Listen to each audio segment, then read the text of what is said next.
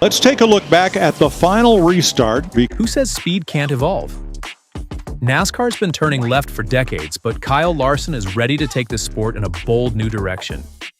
If you're a fan of full throttle action and want to see NASCAR turn up the heat, smash that like button, share this with your racing crew and hit follow so you never miss a lap of change. Now let's talk about the elephant in the pit lane, the next-gen car. Since its debut in 2022, the Generation 7 Cup car, dubbed the Next Gen, has been a polarizing beast. On paper, it was supposed to revolutionize NASCAR, a level playing field, modern technology, and lower costs. But on the track? Let's just say passing your grandma on the highway might feel more exciting. Drivers have been struggling, especially on flatter tracks, where it feels like the car has a mind of its own, and that mind is saying, "Nah, you're staying in 15th place, buddy." Even Kansas Speedway, one of the few tracks where movement is possible, hasn't been enough to silence the criticism. Sure, Kyle Larson dominated there recently, leading 221 out of 267 laps.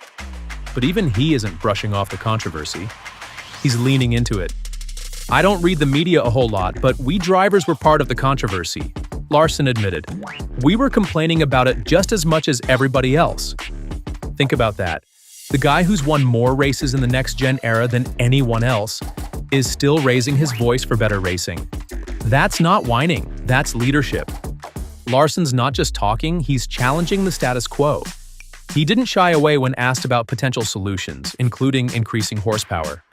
Right now, these cars run at 670 horsepower, a step up from the old 550 horsepower Gen 6 package, but still miles behind the blistering performance NASCAR fans remember from the golden days.